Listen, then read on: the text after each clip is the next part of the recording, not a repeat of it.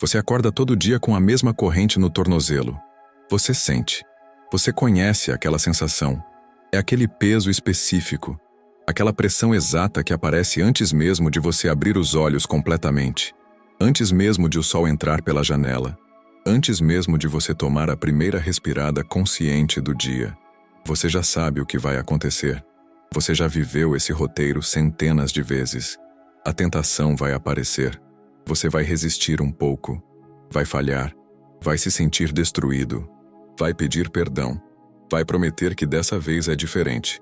E amanhã a corrente vai estar no mesmo lugar, no mesmo tornozelo, com o mesmo peso exato. Você está cansado disso. Mas o que você não sabe, o que ninguém te contou com honestidade, é que essa corrente não é inevitável. Ela é opcional. E a diferença entre você e um homem que quebrou essa corrente não é força de vontade, não é santidade inata, não é um dom especial que Deus deu para alguns e negou para outros. A diferença é um sistema, um método, uma disciplina tão brutal e tão consistente que a tentação simplesmente perde o endereço de onde você mora. Você está lendo isso porque está cansado de prometer e falhar. Porque já pediu perdão pela mesma coisa mais vezes do que consegue contar. Porque parte de você começou a acreditar que talvez essa seja simplesmente a sua natureza. Que talvez você seja um daqueles que nunca vai conseguir. Essa parte de você está errada. Mas ela está errada não porque você é mais forte do que pensa. Ela está errada porque você ainda não construiu o que precisa ser construído. Você precisa ouvir isso agora. Você não é fraco porque cai nas mesmas tentações. Você é fraco porque nunca construiu nada que te tornasse forte. Existe uma diferença enorme entre essas duas afirmações. E ela vai mudar tudo o que você pensa sobre si mesmo a partir de agora. Fraqueza não é uma identidade. Fraqueza é um resultado. É o resultado de anos e anos sem estrutura, sem método, sem um sistema de santificação que funcione no mundo real, no seu mundo real, com suas pressões reais, com seus gatilhos reais, com sua biologia real. Você tem orado pela força de vontade quando deveria estar construindo muralhas. Você tem pedido a Deus para remover a tentação quando deveria estar pedindo a Deus para te transformar num homem que as tentações não conseguem mais alcançar. Esses são pedidos completamente diferentes e produzem resultados completamente diferentes.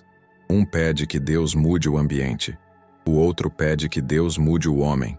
E Deus está muito mais interessado em mudar o homem do que em remover o ambiente, porque o ambiente vai mudar o tempo todo.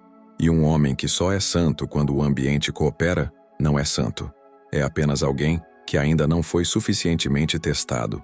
A santidade que importa é a que sobrevive quando o ambiente é hostil, quando a tentação está presente, quando todas as condições conspiraram para a sua queda, e mesmo assim você permaneceu firme, porque você construiu algo sólido o suficiente para suportar qualquer tempestade.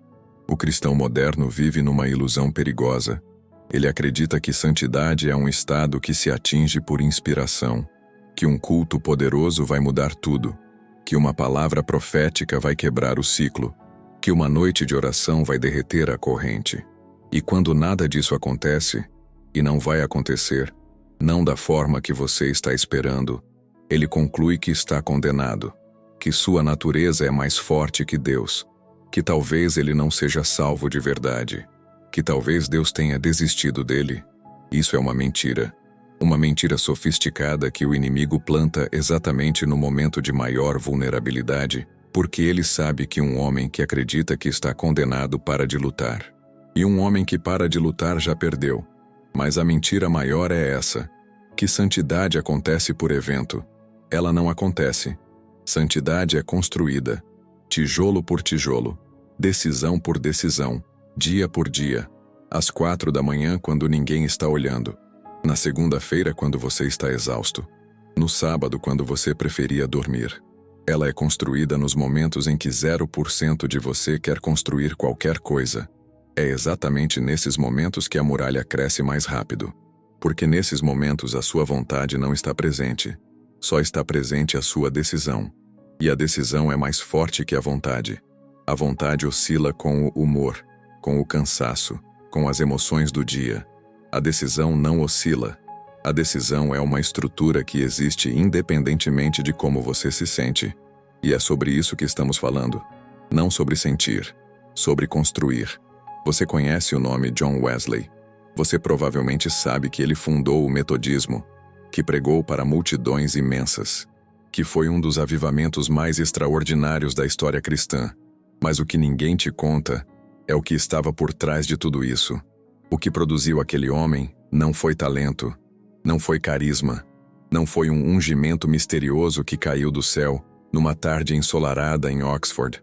O que produziu John Wesley foi uma estrutura tão rígida, tão implacável, tão absolutamente sem concessões que ela transformou um ser humano comum, com tentações comuns, com fraquezas comuns, com um corpo que queria exatamente o que o seu corpo quer, em uma força da natureza espiritual que durou mais de 6 décadas de ministério ativo. Wesley acordava às 4 da manhã, todo dia, não 5 dias por semana, não quando ele estava inspirado, não quando o clima ajudava, todo dia. Às 4 da manhã ele estava de joelhos, e as 2 horas seguintes pertenciam integralmente a Deus antes de pertencerem a qualquer outra coisa ou qualquer outra pessoa no mundo. 2 horas, todo dia, por mais de 60 anos. Você consegue calcular o que isso representa? 60 anos multiplicados por 365 dias, multiplicados por 2 horas por dia. São mais de 43 mil horas de oração sistemática. 43 mil horas. Enquanto você está negociando com Deus se vai orar hoje ou amanhã, Wesley já tinha acumulado o equivalente a 20 anos de trabalho em tempo integral, dedicados exclusivamente à presença de Deus. Isso não é uma estatística para te impressionar. Isso é um espelho. Um espelho que mostra a distância entre o que é possível para um ser humano comprometido e o que você tem produzido com a mesma quantidade de horas que Deus te deu. Mas Wesley não parava na oração. Ele tinha um diário de exame de consciência que ele preencheu todos os dias por décadas. Não um diário de conquistas, um diário de falhas. Ele registrava cada pensamento impuro que havia tido, cada momento de orgulho, cada palavra desnecessária que havia dito, cada segundo em que sua mente havia desviado para onde não deveria ir. Ele tinha uma lista de 22 perguntas que fazia a si mesmo toda semana diante de Deus. E essas perguntas não eram gentis. Elas eram cirúrgicas. Eram facas. E Wesley as enfiava em si mesmo toda semana sem anestesia. Porque ele sabia que um homem que nunca examina suas feridas deixa que elas apodreçam por dentro enquanto sorri por fora. Ele sabia que o orgulho mais perigoso é o orgulho espiritual, aquele que te faz acreditar que você está bem quando você está morrendo por dentro. O diário de exame era o antídoto. Era a prática de encarar o próprio interior sem maquiagem, sem filtro, sem a versão editada que você apresenta para Deus nos cultos de domingo. Era a prática de dizer a verdade para si mesmo antes de dizer para qualquer outra pessoa. E o resultado concreto desse sistema? Wesley pregou mais de 40 mil sermões na vida. Viajou mais de 400 mil quilômetros a cavalo para levar o evangelho a pessoas que nenhuma igreja estabelecida estava alcançando. Publicou mais de 230 livros e panfletos. E morreu aos 88 anos com a mente lúcida, o corpo ainda ativo e o espírito em chamas. Isso não foi sorte. Isso foi o resultado de um sistema que não admitia exceções por 60 anos seguidos. Você precisa entender o que Wesley entendeu. A tentação não é derrotada no momento em que ela aparece. Ela é derrotada no momento em que você decide como vai viver antes de ela aparecer. Quando você constrói muralhas antes que o inimigo chegue, ele chega na porta e não encontra entrada. Quando você constrói a muralha depois que ele já está dentro, você está travando uma batalha muito mais cara, muito mais exaustiva, com muito mais perdas. O cristão moderno tenta construir a muralha no momento do ataque. Ele tenta resistir no calor do momento, com os recursos do momento, com a força do momento. E os recursos do momento são sempre insuficientes porque o momento foi precedido por horas, dias, semanas de negligência espiritual que deixaram você seco como um osso no deserto. Você não tem água para apagar o fogo da tentação porque faz semanas que você não bebe da fonte. Wesley nunca chegou num momento de tentação seco. Ele chegava encharcado, 2 horas por dia de imersão na presença de Deus criam uma saturação espiritual que a tentação não consegue secar com facilidade. Você está tentando apagar um incêndio com um copo de água porque não construiu reservatórios. Essa é a imagem exata da sua vida espiritual atual. Um incêndio de um lado, um copo de água do outro. E você se pergunta por que não consegue apagar. A resposta não é falta de fé, é falta de reservatório. E aqui você vai pensar, isso era John Wesley. Ele era diferente. Ele tinha um chamado especial. Ele era do século XVIII. A vida era mais simples. Ele não tinha internet, não tinha a pressão que eu tenho, não tinha as distrações que eu tenho. Você está usando a complexidade da sua vida como desculpa para a pobreza da sua vida espiritual. Wesley vivia numa Inglaterra caótica, com pobreza extrema ao redor, com perseguição real contra seu ministério, com crises físicas que o deixavam à beira da morte em múltiplas ocasiões, com um casamento que era um desastre completo, com críticos que queriam destruir sua reputação.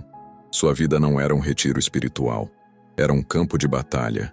E ele construiu sua estrutura dentro desse campo de batalha, não apesar do campo de batalha. A estrutura não era possível por causa das circunstâncias favoráveis. Era possível apesar das circunstâncias impossíveis. Essa é a diferença entre um homem que usa a vida como razão para crescer e um homem que usa a vida como desculpa para estagnar. Você tem usado suas circunstâncias como argumento. Suas circunstâncias são reais. Seu trabalho é real. Seu cansaço é real. Seus filhos são reais. Sua pressão é real. E não um único homem ou mulher que já alcançou maturidade espiritual profunda teve circunstâncias favoráveis. Nenhum. Todos construíram no meio da tempestade. Jesus não era diferente nesse ponto. Isso é o que mais destrói o argumento de que santidade é privilégio de poucos. Jesus, completamente humano, com um corpo que sentia cansaço, com emoções que o faziam chorar diante do túmulo de Lázaro, com uma natureza que sentia o peso devastador do que estava por vir no Getsêmani, Jesus construiu sua vida sobre uma estrutura de retiradas regulares. O texto não diz que Jesus orava quando estava inspirado. Não diz que Jesus orava quando as circunstâncias permitiam. Diz que era hábito dele se retirar para lugares desertos para orar. Hábito, rotina, padrão estabelecido. E isso era Jesus. O próprio Filho de Deus que não tinha pecado, que tinha acesso direto ao Pai, que vivia em comunhão perfeita. Mesmo ele escolheu construir um ritmo estruturado de encontro com Deus. Se o Filho precisava disso, o que isso diz sobre você? Se o sem pecado precisava de estrutura, o que a sua ausência de estrutura está produzindo em você? A resposta está na sua vida. Olhe para ela. Olhe para o padrão das suas quedas. Olhe para a frequência com que você cai nas mesmas tentações. Olhe para a distância entre quem você diz que é e quem você realmente age que é quando ninguém está olhando. Essa distância é a medida exata da ausência de estrutura na sua vida espiritual. Paulo entendeu isso no nível molecular. Ele escreveu a palavra mais violenta que já foi usada para descrever disciplina espiritual. Ele disse que espancava o próprio corpo e o reduzia à escravidão. Espancar o próprio corpo. Essa não é linguagem de conforto. Essa não é a linguagem de um programa de crescimento espiritual de 12 semanas que você assiste no sofá. Essa é a linguagem de um homem que entendeu que a natureza humana não coopera voluntariamente com a santidade, que a carne não cede por gentileza, que o velho homem não morre por sugestão. Ele morre por execução sistemática, diária, brutal, sem piedade. Paulo sabia que se ele não controlasse o próprio corpo o controlaria. E ele escolheu controlar. Não uma vez. Não em momentos de inspiração. Todos os dias. Como um atleta que treina não quando sente vontade, mas segundo uma agenda que não negocia com o humor. Davi entendeu a mesma coisa de uma forma diferente. Ele foi perseguido, traído, caluniado, forçado a fugir do próprio filho. E no Salmo 57, escrito dentro de uma caverna enquanto os inimigos cercavam o lado de fora, ele declarou que sua alma estava firme porque seu coração estava preparado. Preparado. Não surpreso pela crise. Não surpreso pela tentação. Preparado. Antecipando o ataque. construindo a fortaleza antes da batalha. Isso é padrão bíblico, não é exceção, não é para supersantos.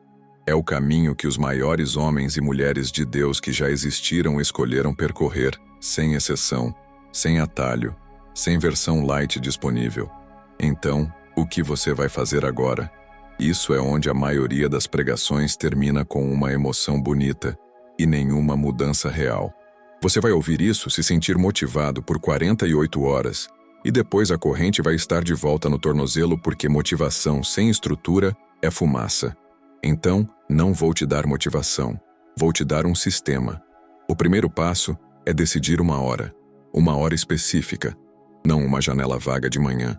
1 hora, 5 da manhã, 4:30, 6 horas, não importa qual, desde que seja antes de qualquer outra coisa que o mundo exige de você. Antes do celular, antes do café, antes das notificações, antes dos filhos acordarem, antes da sua mente começar a resolver os problemas do dia. 1 hora que pertence inteiramente a Deus, antes de pertencer a qualquer outra coisa. Isso não é sugestão. Isso é a primeira pedra da muralha. E você vai deitar mais cedo para que isso seja possível. Você vai desligar a televisão às 22 horas. Você vai parar de rolar as redes sociais até meia-noite. Não porque televisão ou redes sociais sejam o inimigo, mas porque o sono que você rouba da madrugada é o mesmo sono que impede você de acordar quando Deus está esperando. A preguiça às 23 horas mata a santidade às 5 da manhã.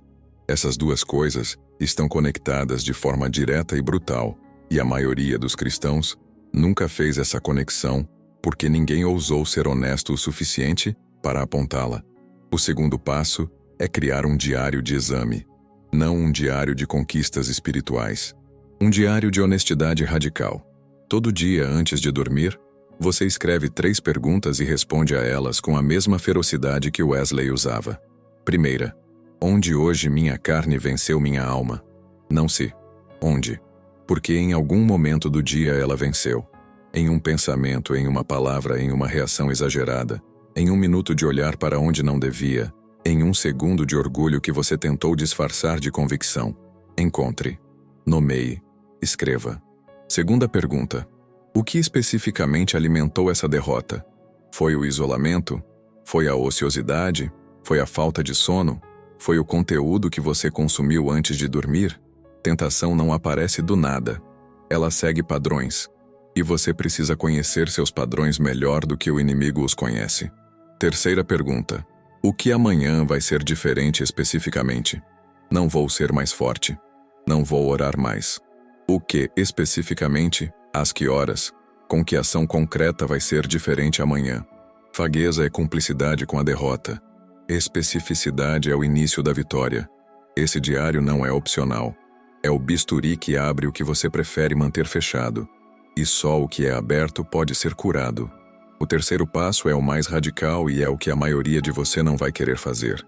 Você precisa criar accountability real com pelo menos uma pessoa. Não accountability de como você está indo. Accountability cirúrgica. Alguém para quem você vai relatar semanalmente as respostas do seu diário de exame. Alguém que vai te fazer as perguntas desconfortáveis. Alguém que não vai aceitar respostas vagas. Wesley fez isso com o Holy Club em Oxford.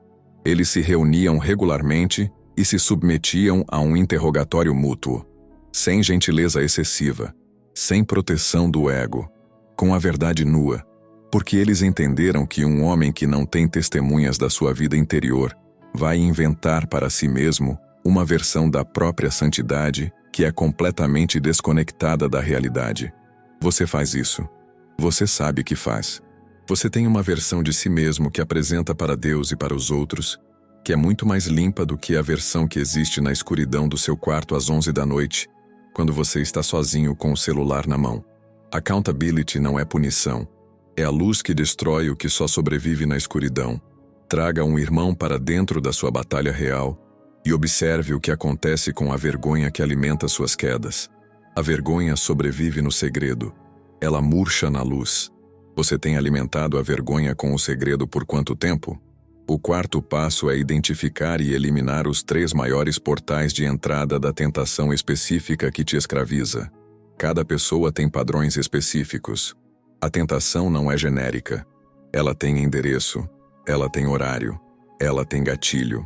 Ela aparece especificamente quando você está cansado depois das 22 horas, ou especificamente quando você está sozinho, numa tarde de sábado sem estrutura, ou especificamente quando você discutiu com alguém e a ferida emocional está aberta.